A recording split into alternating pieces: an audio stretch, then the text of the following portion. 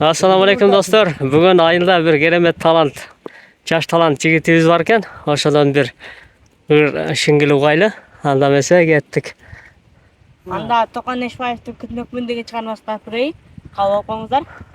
Жайылуу түн, жай келбесең күзгө калың. Күзгү түн, күз келбесең кышка барып. Oşenitip, anne kayım ötüp ketti. Oşenitip, var bir günüm kaytalandı. Koysa eğer, tağdır sağa jolukturbay.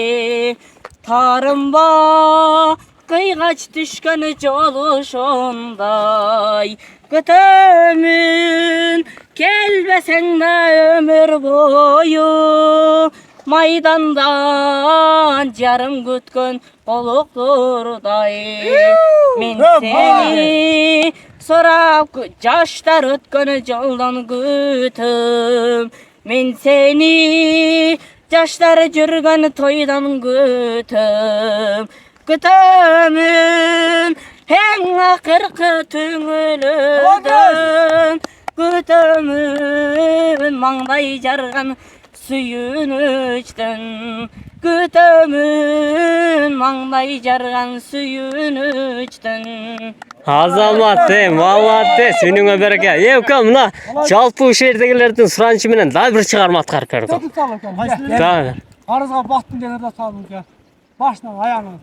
Авторун айттык кен. Давай, динуда така. Карызга баттым деген. Анда сөзүчү пара исабанкы ону Бакыт Сейталиевдики эч качан өкүнмө деген чыгарма көрөйүн. Карызга баттым деп, кан жазап тарттым деп, кайгырбаганча жол максатсыз бастым деп, эми да кеч эмес, эркчи кез эмес, эсендик болсончу калганы кеп эмес. Kemçilik mende var, kemçilik sende var, kemi tuzum dep, kepillik kimde var. Kemi tuzkanda da başlandı salva, kayrılıp jaz kelet, көңүлгө кайрадан, кайрылып жаз келет, көңүлгө кайрадан. Жаңылдым жаздым деп, акылдан аздым деп, жашоодон эмне издеп, эмнени таптым деп. Эч качан өкүнбө, үмүттү өчүрбө, бактылуу күндөрдүн ачкычы өзүңдү. Эч качан өкүнбө, үмүттү өчүрбө, бактылуу күндөрдүн ачкычы өзүңдү. Кемчилик менде бар, кемчилик сенде бар, кеми тузум деп, кепилдик кимде бар. Кеми тусканда да башталды салбага, кайрылып жаз келет, көңүлгө кайрадан. Кайрылып жаз келет, көңүлгө кайрадан. Ой, молодец. Ана чыныгы талант, чыныгы өнөр, керемет үн мына ушундай болот жигиттер.